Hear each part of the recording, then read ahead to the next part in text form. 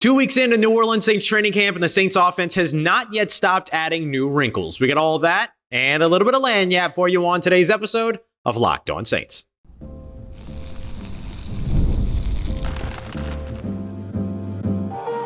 You are Locked On Saints, your daily New Orleans Saints podcast.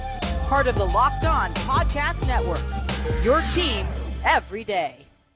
What is good, Who Dat Nation and Who Dat family? I am your host, your friend, Ross Jackson, New Orleans native, your New Orleans Saints expert and credentialed member of the media covering those New Orleans Saints. And on today's episode of Locked On Saints, we're going to be taking a look at a couple of big things that we've noticed over the course of Saints training camp thus far. I do want to take a look at a strong day from Spencer Rattler in yesterday's practice on Saturday, day 9. So I do want to highlight that. I also want to dive into Alvin Kamara's performance throughout all of training camp so far, because there's 3 words that I would use to describe him, and all of them answer some big questions that were originally lingering around him coming in to training camp. And to kick us all off, I want to take a look at 3 more kind of wrinkles that we're watching the New Orleans Saints institute in their new offense, because they're constantly innovating when it comes to what they're doing on the offensive side of the football. We appreciate you very much, as always, for making us your first listen and for being an everydayer on today's episode of Locked On Saints, which is a proud part of the Locked On Podcast Network, your team every day. Today's episode of Locked On Saints brought to you by our friends over at FanDuel, where you can make every moment more. They're giving away a free boost or bonus to all customers every day, all summer long. Just head over to FanDuel.com to get started. The New Orleans Saints offense has been impressive over the course of the past couple of days. The more and more that we see in terms of the creativity and innovation from this offense, the better it gets. New Orleans Saints offensive coordinator Klint Kubiak came into New Orleans with the promise of bringing a rejuvenated, innovative, creative approach to the offensive side of the football, and so far it's working. We've talked ad nauseum about motion and play action. Me and a couple of other writers were talking earlier today or earlier Saturday around how many, what percentage of play action we've seen so far, and we all agree that it's somewhere around 55. It's more than 50%. It's 55 to 60%. Now, how much will we see in season? Probably not that much, but that's going to be about, the fact that 3rd and 7, you're not going to run play action in those situations. 3rd and 10, you're not going to run play action in those situations. So it might be more game situation that ends up limiting the amount of play action snaps or percentage of play action snaps in season versus what we've seen here throughout training camp. But beyond all of those things, the Saints would continue to add a few more wrinkles as well. We talked about in yesterday's episode the read option with Derek Carr, who scampered in for a touchdown completely untouched. We've watched fake handoffs with a pitch to Taysom Hill out of the backfield to get him a little bit of a running start, all that. So I wanted to highlight a couple of things that we've seen that are new. I wanted to start with the slot fade. So this was a play with Alvin Kamara that he lined up in the slot, ran this fade route down the right sideline. Derek Carr put it up for him, easy touchdown or easy catch because of how wide open he was. Just created a ton of separation on that play. And while the slot fade itself is not new, seeing Alvin Kamara this early involved in running routes out of the slot is a good thing to see. So it's reinvigorating to see this in the offense again, I think is more so what I lean in.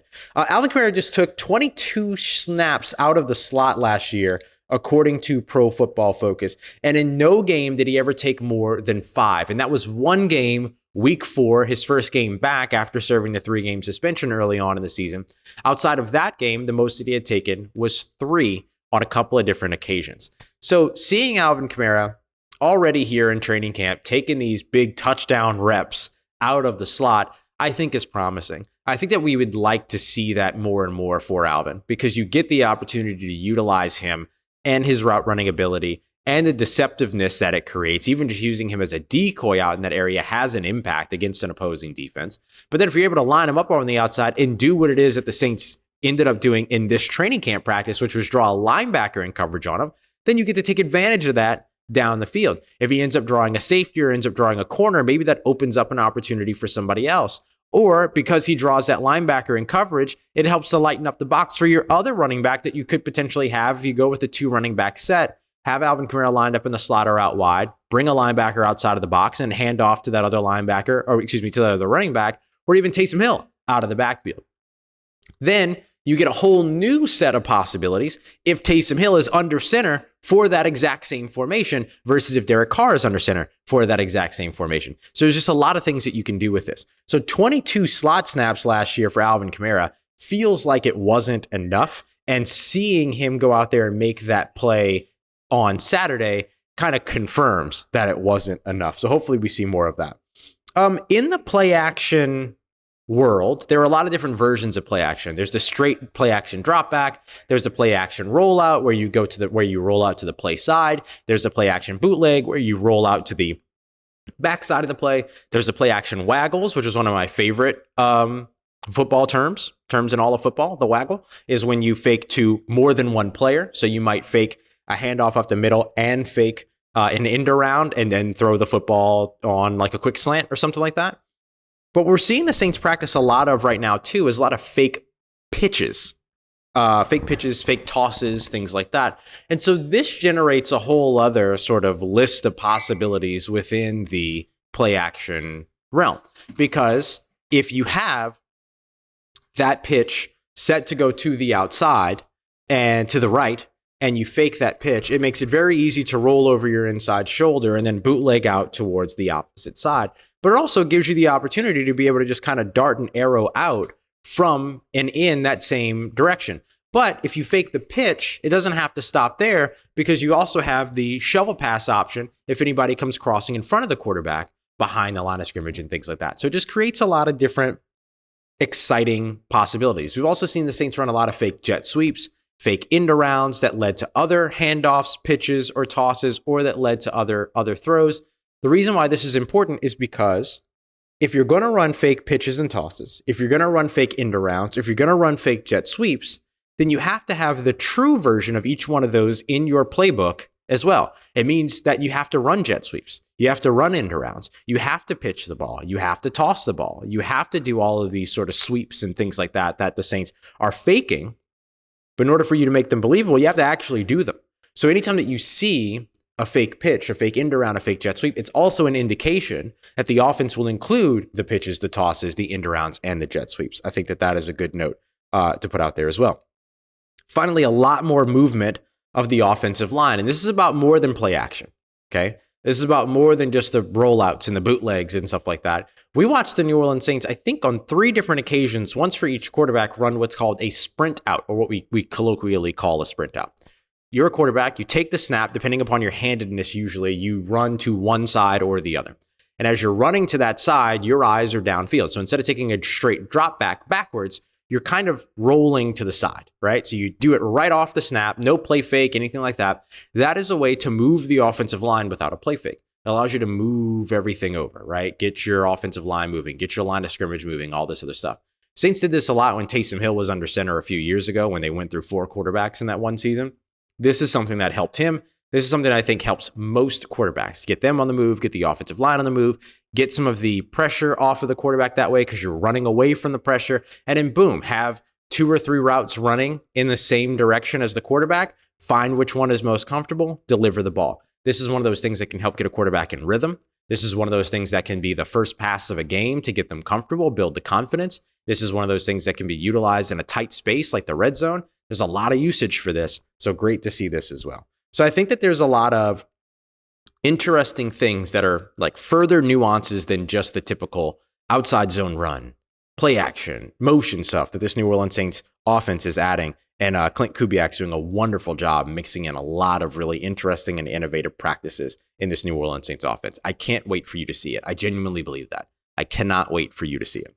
Coming up next, I also cannot wait for you to see Alvin Kamara, and I've got 3 words to tell you why. We got that coming up next as we continue on with today's episode of Locked On Saints, part of Locked On Podcast Network, your team every day. This show is sponsored by BetterHelp. What are the things that you're doing to make sure that you have your mental health non-negotiables, the things that you will not allow yourself to miss that better your day? I'll tell you one for me, and one for me is pretty simple because it's something that we all try to do every day anyway, which is eat. I'm a big time food lover. I love to cook food. I love to eat food. I love to try other people's food. I love to watch other people cook food. It is my mental health a moment, right? That is my chance to do something constructive with my time. Doesn't have anything to do with work. Doesn't have anything to do with what the expectations are around me and stuff like that. And it's just for me. And I love that. So that has typically been one of my big mental health non-negotiables, is getting to cook, getting to sit down, getting to enjoy a warm meal. If you've been thinking about therapy and you're wanting to figure out what your mental health non-negotiables are, BetterHelp is a great place to start. They'll help you figure this stuff out. They've helped me figure this stuff out. I have used BetterHelp for some time now, for quite some time, pretty much since the pandemic, and it has been awesome. So please go and check it out, because you want to make sure that you never skip a good therapy day with BetterHelp. Visit BetterHelp.com/lockedon to get 10% off of your first month. That's BetterHelp, HELP.com/lockedon. All right, family. Alvin Kamara. I've got 3 words to describe him that should answer 3 big questions that a lot of Saints fans had about Alvin Kamara going into training camp. And all 3 of the words that I have are from what we have seen so far over the first 9 days of camp. We appreciate you very much. As always, make it as your first listen of the day every day. Don't forget to go and check out the new Locked On NFL 24/7 stream, bringing you all the biggest stories from around the league from the local experts that know them best. You can find them on the Locked On NFL YouTube page, as well as over on the free Amazon Fire TV channels app. Alvin Kamara is explosive, dynamic, elusive, and I can't wait for you to see it. All offseason, going into the contract negotiations around Alvin Kamara, going into the new offense, going into the new offensive coordinator search, going into the draft, I was asked all the time, does Alvin Kamara still have it? Is he still explosive? Can he still break the tackles and pick up extra yards and all these other things? Can he still be this dynamic playmaker in multiple areas of the game? So far, through 9 days of training camp, I have seen Alvin Kamara be explosive. I have seen Alvin Kamara be elusive. I have seen Alvin Kamara be dynamic. And it has been so fun to watch. Number 41 is back. Listen, I don't know.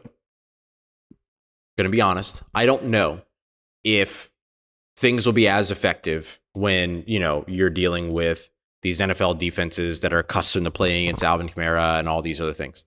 We'll find out. We'll see. But if Alvin Kamara is 80% of what we have seen here in training camp, you are going to have a lot of fun watching New Orleans Saints football again, because Alvin Kamara will make it fun.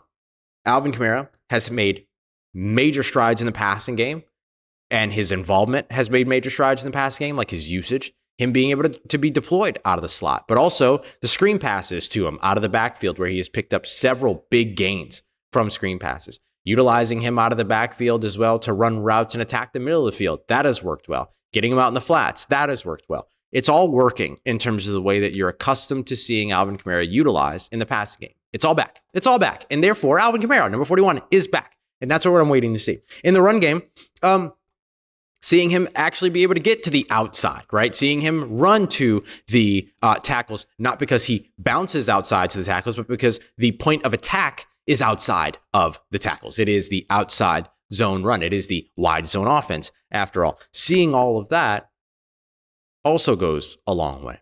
Seeing him continue to develop as a pass blocker, which I think it's fair to say is the weakest part of his game. Right? Fair to say that Alvin Kamara's weakest part of his game is being a pass blocker, but that's not his bread and butter either, right? His bread and butter is put the ball in my hands and let me work. And I think the Saints are doing a really good job of exactly that, putting the ball in his hands and letting him work. We're also seeing a lot of him just doing it all, doing every bit of it. He's not run focused one day and then pass focused another day and then pass blocking focused another day. He's doing all of it every day. He has been a part of every element of this New Orleans Saints offense, run game, passing game, protection game, whatever. Every phase, he is making something happen. He is, and this is key for the New Orleans Saints to have success in their offense next year and for you to enjoy the product that you're watching next year. He is being put in position to make plays. I wrote it down. Being put in position to make plays. It is It is one of the things that I am so pleased with watching so far here throughout training camp is that is true for Alvin Kamara. That has been true for Rashid Shaheed, who has been stellar so far this camp, even though he missed yesterday's practice with hamstring tightness. We'll see if he's back out there later on today. Dennis Allen said that the hope is that he'll be back out there on Sunday today. We've seen it for Chris Olave. We've seen it for Dallin Holker. We've seen it for all of these guys so far. And I think the one player, or maybe the player that is benefiting the most from it based on what he has produced over the course of the past few years, is Alvin Kamara. Because he's not being run up the middle a ton. He's still being run up the middle. You have to be able to do that. But he's not being run up the middle a bunch. He's not being kind of relegated to a between the tackles role. He's not being relegated to a pure run role or a short passing role, right? Roll out into the flats and then wait there to be a dump off option. He's been a check down option. Alvin Kamara should be a part of your attack, not your check down option, not your dump off option. Sure, he's going to be that every now and then. He'll be your safety valve. That's great. Always good to have a solid safety valve. But Alvin Kamara should be utilized in more ways than just that in the passing game. And that's what we're seeing so far. They're running wheel routes with him. They're running slot fades with him. They're running option routes with him where he gets the choice based upon the leverage that the linebacker or the coverage player gives him to either cut inside on the Texas or angle route or bounce outside into the flats. We're seeing all of those pieces kind of back for AK. And it's no wonder the explosiveness is there and the dynamic play is there and the elusiveness is there, because the game plan is putting him in position to be able to utilize and achieve those things. He had one play to where he had gotten a pass out in the flats that he just put this move on Willie Gay, who has been a camp stud so far. And this was during a padded practice. Camp stud so far. Froze him entirely right where he was able to skirt past him a little bit and then go and pick up some additional yards. There's your elusiveness. The screen passes that he has broken for big gains and possibly touchdowns have shown the explosion. The dynamic usage, the slot fade for a touchdown, the wheel routes that they've been working on, the in and out in terms of the, not the restaurant, but the option routes and things like that. Like, we're seeing all of that back for Alvin Kamara, and therefore Alvin Kamara should be back in 2024. Now, the big question is going to be, can he stay healthy, right? Because there's a big gap right now between Alvin Kamara and the rest of the running backs, right? And that goes for Jamal Williams. That goes for Jordan Mims, who has impressed. It goes for James Robinson, who's impressed a bit. There's a gap that exists between Alvin Kamara and the rest of the running backs. And on one hand, you look at that and you go, well, good, because Alvin Kamara should be that much better than everybody. But then on the other hand, you look at that and you go, that becomes a little bit tough, because you want to see more of these two running back sets. You want to see these running backs utilized in other ways. You want to see a player that the Saints can fall back on if Alvin Kamara should miss some time or due to an injury, or have to go off the field because he has to tie a shoe, or is simply being spelled. Remember, these wide zone offenses are typically predicated on committee running back rooms. And if you want to keep Alvin Kamara from running up the middle all the time, the rest of the committee has to be able to contribute. So the gap has to tighten up.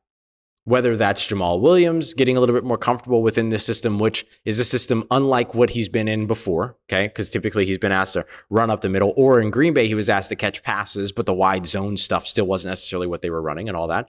So you still need those other guys to be able to contribute, because you're not going to have Alvin Kamara on the field for 90% of snaps, right? You're going to spell him. You're going to get him off the field, let him catch his breath, get him back out there, and then you'll let him go out there and do his thing, especially if he is doing it all.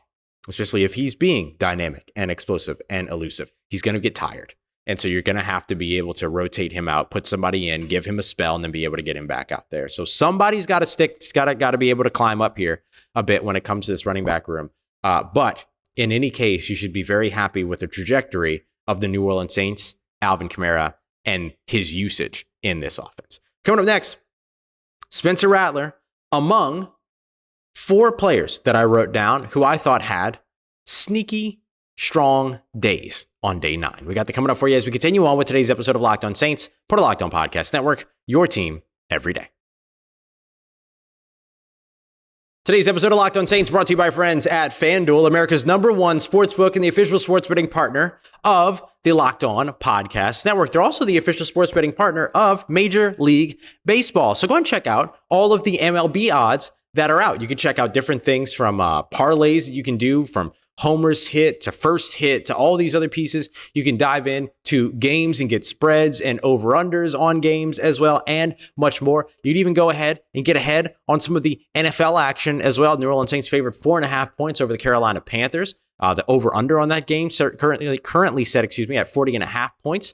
Maybe you like those numbers you want to get in, or maybe you want to look way ahead to defensive and offensive rookies of the year. You can bet on all of that and much more over at FanDuel. And especially right now, over the course of the summer, they're making it even more fun because all summer long, they're giving all customers a free booster bonus every day. That means there's something for everyone every day, all summer long over at FanDuel. So go check it out, FanDuel.com, to get your summer started. And don't forget to check them out over at FanDuel, official sports betting partner of Major League Baseball. Let's get it, Who Dat Nation. I got 4 New Orleans Saints who had under the radar strong days, sneaky strong days in day 9 of New Orleans Saints training camp, the final padded practice for now. The Saints will have 2 practices today, tomorrow, then they'll have a day off on Tuesday. These next 2 practices will not be padded. So the physicality is going to tick down, all that other stuff, but excited to still see offense versus defense nonetheless in those cases. So I got 4 players that I thought had very strong days that not a lot of people are going to talk about on day 9. Look, Derek Carr had his best day as a New Orleans Saint in practice as far as I'm concerned, right? In either training camp or anything like that. He certainly had his best practice of training camp this year. 11 of 16, 5 touchdowns, ran for a touchdown, and then also had the interception to Alontae Taylor, who I highlighted in yesterday's episode. If you want to check that out, highlighted it in the live show, broke down a couple different plays, all that.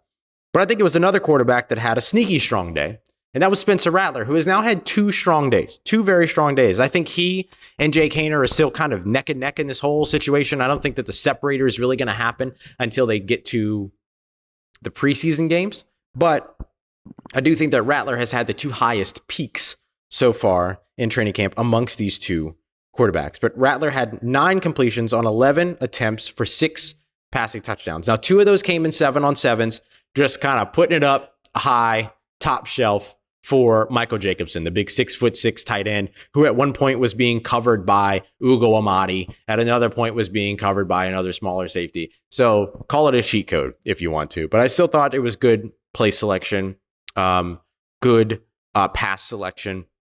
Never really put the ball in harm's way. Good location, good anticipation as well, all from Spencer Rattler. So I really liked what we saw there from Spencer. I thought that he had one of his stronger days. He had a better day last week, but he still had a really strong day here today. And look, anytime you throw 6 touchdowns, whether you're doing red zone drills or 7-on-7s or whatever, you're going to get noticed here in training camp. And especially when you only throw 11 passes as a whole, and 6 of them are touchdowns, that's going to catch some eyes. Now, I thought that Jake Haener had the prettier throw out of the 2. He had an excellent throw in 7-on-7s over the top in the back corner of the end zone to Chris Olave. But I do think that Spencer Rattler had the stronger day on Saturday, and that gives him 2 of the strongest days when it comes to this quarterback 2 conversation. I'm not going to call it a competition anymore because I don't really even feel the competition of it any longer, but definitely calling it a conversation. I think the competition will show up once they go to Arizona, once they travel up to San Francisco, and then once they're at home against Tennessee.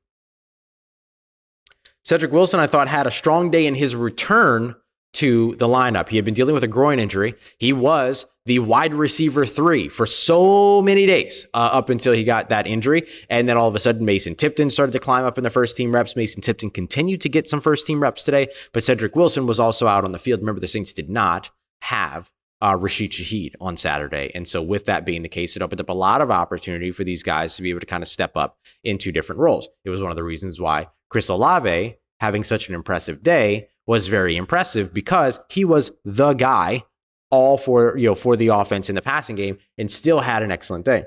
Cedric Wilson ended up catching a touchdown in the end zone on a red zone drill and also ran some nice routes. Just a good return for him. Also had some nice blocks as well in the run game. So a lot of the things that you're expecting to see from Cedric Wilson, you saw again upon his return. Not as strong a day as the day that he had a few last week before the injury, but still a very strong day for Cedric Wilson. Believe it or not, I have another wide receiver on this list, and they're not named Mason Tipton. I thought Samson Nacua was fun to watch. Look, I'm not going to go so far as to say that Samson Nacua is going to make the roster. I'm not going to go so far as to say that he even makes the practice squad or anything like that. I'm not worried about that right now. I'm worried about the wide receivers. I'm worried about the Saints having enough wide receivers to practice. That's what I'm worried about right now. And Samson Nacua is helping them there. And he's putting in work. A lot of work. He's a good blocker. Big, strong dude, 6'3", 200 plus pounds, right? Kind of similar to what you have in Equinemius St. Brown, who is also a stout blocker. And so you want that role. You want players that can play that role in this offense. Think Juwan Jennings in San Francisco. But not only does he do that, he's actually pretty shifty route runner, which I did not expect at his size. He moves a lot more fluidly than I thought that he would. And he's a lot more subtle in his route running than I thought that he would. He had one moment during one-on-ones where he ended up putting a skirt on somebody and leaving him in the dust because of the fact that he was able to change direction so quickly, and it kind of ran this little bit of a pivot route in order to get it done. It was a route against Ugo Amadi. It was actually the last one-on-one route that was run. The ball was delivered by Spencer Rattler. Ran in. He was lined up on the left side, pushed upfield, cut inside, and then ended up pivoting over and then cutting back outside. So like a little bit of a 7 almost, right? Looks like a 7, but you're writing it from the bottom. Really excellent footwork. Really good route from him on that. He also had a great route up against Kool-Aid McKinstry on another ball that was delivered by Spencer Rattler in one-on-ones. I thought he was really impressive in those situations. He's big. He's physical. He's not as broad as maybe I thought that he was going to be at 200 plus pounds, but he's tall. And so I think that ends up helping out. He could be a very interesting player because if you also have that height, you could be of value in the passing game, in the red zone as well. So I'm curious just to continue to watch him. Again, I'm not trying to stick him on a roster right now. I'm not even trying to stick him on a practice squad right now. I'm just more interested in seeing him throughout the remainder of training camp because I thought that he had a really strong day. And he's had a really nice kind of debut here in New Orleans. Remember, he came in when the Saints were kind of desperate for wide receivers, right? You had no Cedric Wilson. You had no Equinemius St. Brown. You've had no Bub Means. Then they lost Jermaine Jackson. And then all of a sudden, Rashid Shaheed's dealing with hamstring tightness. And then so here comes Samson Nacua because you just need somebody to come in and help to run some routes. But then he actually impresses a little bit. I think that's good. Let's see if he can string stuff together. Let's see if he can do more. But of the new faces at wide receiver, Kevin Austin, Samson Nacua, and the other guys that have been brought in, Marquez Callaway coming back, I thought Nacua had the most impressive day out of any of those guys. Although I don't want to say that Kevin Austin hasn't been impressive. He's also he's had some nice moments too. And then finally, linebacker Khaleke Hudson. Khaleke Hudson's a really interesting one. Khaleke started 6 games for the Washington Commanders last year and developed a little bit of a cult following amongst the fan base that really wanted to see him play more. He's got this thumper mentality with a lot of special teams experience, which gives him a lot of downhill experience. And he's also got kind of this weak side linebacker speed and athleticism that's available to him. So you can put him on the outside at the linebacker spot at either spot. You can put him at Sam and let him thump. You can put him at will and let him cover. All these other things. I think the Commanders just kind of figured it out with him a little bit too late because he was buried at that linebacker room. And so I'm really interested to see. Anthony Orji had a great day on Friday. We've seen good days from Monty Rice, from DeMarco Jackson. Khaleke coming out, having a really nice day in the run game, in the passing game, all of it on Saturday. I think that helps. This second level for the New Orleans Saints, I'm telling you, it's like a revelation when it comes to this linebacker room. They are teaming with talent. And Khaleke Hudson is somebody whose name deserves to be mentioned. Really strong day on Saturday. All right, y'all. That's it. Don't forget, we're your team every day. I'll be live again later on today, probably around 3:30 or so Central Time, following practice. Keep you up to date with everything going on. Practice day 10.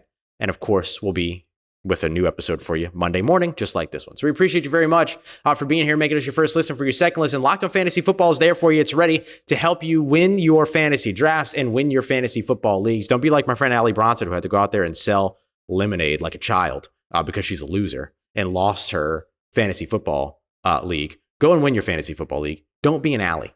Go out there and check out Locked On Fantasy Football. Love you, Allie. We appreciate you very much as always, making us a part of your day, part of your routine, for saying yes to me on the show. As always, if you see me, please say hi. If you need anything else around your New Orleans Saints in between these episodes, make sure you follow me on your favorite social media at Ross Jackson, NOLA. Hit me up. Let me know how the family's doing. Let me know how you're living. Let me know how you're momming them. And trust Who Dat Nation. I'll holla at you.